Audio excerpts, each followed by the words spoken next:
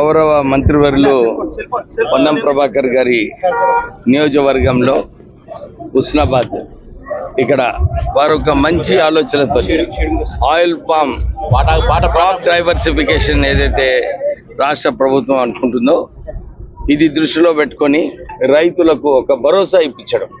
మీరందరూ కూడా oil palm పెట్టుకుంటే బాగుంటుంది. అందరికీ తెలుసు, పోయిన 3 సంవత్సరాల నుంచి ఇక్కడ ఈ తెలంగాణ ప్రాంతంలో ప్రొడక్టివిటీ రైతులందరూ కూడా 30% ఎక్కువ ప్రొడక్టివిటీ తీసుకొస్తున్నారు వడ్లది. సో ఈ అన్ని గోడౌన్లు అన్నీ కూడా ఫుల్ అయిపోయినాయి. కేంద్రం కూడా వారు కూడా ఎక్కువ వడ్లు తీసుకునే పరిస్థితి లేదు, ఎక్స్పోర్ట్ చేసే పరిస్థితి కూడా లేదు. క్రాప్ డైవర్సిఫికేషన్ చేస్తే బాగుంటుందని చెప్పి కేంద్రము రాష్ట్రము ఇద్దరు కూడా ఇదే దృష్టిలో పెట్టుకొని పనిచేస్తున్నారు. సో రైతులకు అందరికి కూడా భరోసా ఇప్పించేది అవసరం ఉంది.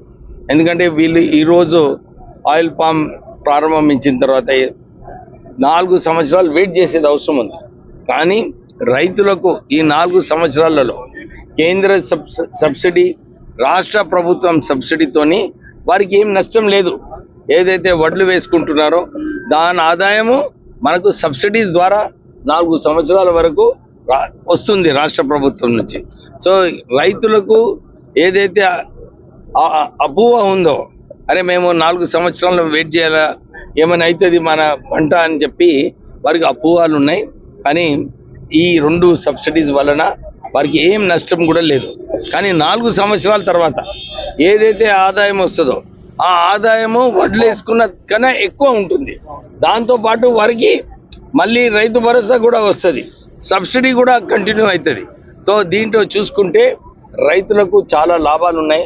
ఈ ఆయిల్ ఫామ్ వలన దేశవ్యాప్తంగా కూడా ఆయిల్ ఫామ్ చేసుకునేది అవసరం ఉంది. మొన్న మనం చూసినాము, ఇరాన్ వార్ వలన మన దేశంలో petrol prices, diesel prices, oil ధర అన్నీ కూడా పెరగడం జరిగింది. ఆ రిప్లేస్మెంట్, ఎందుకంటే పామ్ ఆయిల్ మన తెలంగాణలో చాలా మంది ఇంట్లో పామ్ ఆయిల్ వాడుతుంటారు.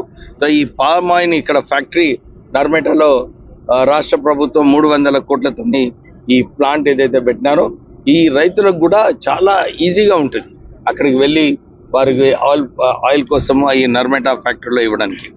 మంత్రి గారు కూడా పెద్ద మనసుతో అనౌన్స్ చేసినారు, మన ఎక్కడైతే 100 ఎకరాలు ఉంటుందో నేను ఆ ఊరికి గ్రామ పంచాయతీకి 5 లక్షల రూపాయలు నేను నా నిధుల నుంచి ఇస్తానని చెప్పి వారు అనౌన్స్ చేయడం జరిగింది. నేను వారి కాంపిటీషన్తో ఇంకొక 5 లక్షలు ఇస్తాము.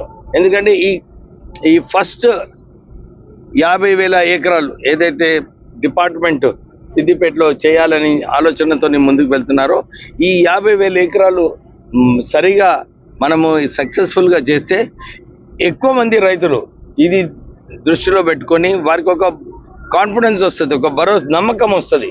లేదో మనం కూడా చేస్తే బాగుంటుందని చెప్పి ఆ నమ్మకం రావాలంటే ఇవన్నీ కూడా కార్యాచరణలు తీసుకుంటే రైతులకు ఆ నమ్మకం వచ్చి పెద్ద ఎత్తున వాళ్ళు కూడా ఆయిల్ పామ్ ప్లాంటేషన్ చేస్తాం.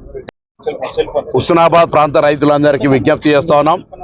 ఈరోజు పెద్దలు డాక్టర్ వివేక్ వెంకటస్వామి గారి ఆధ్వర్యంలో ఇక్కడ ఆయిల్ ఫామ్ ప్లాంటేషన్ జరిగింది. రైతులందరినీ ప్రోత్సహించాలని, మనకు దగ్గరలోనే ఫ్యాక్టరీ ఉంది. ఈ దేశంలో ఆయిల్ దిగుమతులు బంద్ కావాలంటే ఆయిల్ ఫెడ్ సంబంధించినటువంటి ఆయిల్ ఫామ్ ఉత్పత్తి పెరగాల్సిన అవసరం ఉంది. కాబట్టి ప్రతి గ్రామంలో గ్రామ సర్పంచులు కానీ ప్రజలు కానీ మూకుమ్మడిగా ఆయిల్ ఫామ్కి వచ్చినట్టయితే దీనికి దొంగల బెడద, వర్షాల బెడద, ఇతరత్ర కోతుల బెడద ఏమీ లేకుండా అధిక లాభాలను ఇచ్చి సంవత్సరం పొడుగుతున్న ఆదాయం ఇచ్చే ఆయిల్ ఫామ్ వాణిజ్య పంటను పెట్టమని కోరుతూ, గ్రామంలో 100 ఎకరాలకు పైన పెట్టినటువంటి ఆ ఊరికి 100 నుంచి 200 ఎకరాల వరకు పెట్టిన ఊరికి నేను 5 లక్షల రూపాయలు ప్రభుత్వ నిధులను గ్రామ పంచాయతీ అభివృద్ధికి, అదేవిధంగా గౌరవ మంత్రి గారికి ధన్యవాదాలు. ప్రత్యేకించి ఆయిల్ ఫామ్ను ప్రోత్సహించాలని వారు కూడా ప్రత్యేక నిధుల నుంచి వారు కూడా అటువంటి గ్రామానికి 100 నుంచి 200 ఎకరాల ఆయిల్ ఫెడ్ పెట్టినటువంటి ఆయిల్ ఫామ్ పెట్టిన గ్రామాలకు వారు కూడా ఒక 5 లక్షలు ఇస్తున్నారు. అదే పైన 200 పైన పెట్టినటువంటి వాళ్లకు కూడా ఒక 10 లక్షల రూపాయలు, వారు ఒక 5 లక్షల రూపాయలు కూడా ఇవ్వడం జరుగుతుంది. కాబట్టి అందరూ గ్రామ సర్పంచులతో సహా గ్రామాలు ఉన్న పెద్దలందరూ కలిసి ఈ ఆయిల్ ఫామ్ ప్లాంటేషన్ చేయాల్సిందిగా ప్రభుత్వం తరఫున కోరుతా ఉన్నాం.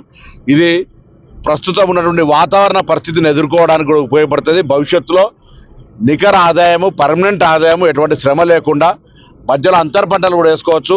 ఒక ఏదైనా అపోహలు ఉంటే మరి హార్టికల్చర్ ఆఫీసర్స్ వచ్చి మిమ్మల్ని అందరూ కూడా దానికి ప్రాక్టికల్గా చూపిస్తారు. ఈ నియోజకవర్గంలో చాలా మంది రైతులు ఇప్పటికే దిగుబడి వచ్చి వాళ్ళు ఆర్థికంగా లాభపడ్డటువంటి వాళ్ళను కూడా సంప్రదించాలని కోరుతూ తప్పకుండా ఈ నియోజకవర్గం నర్మెట్ ఆయిల్ ఫ్యాక్టరీకి సంబంధించినటువంటి గెలలు ఇవ్వడంలో నెంబర్ ఉండాలని కోరుతా ఉన్నాను.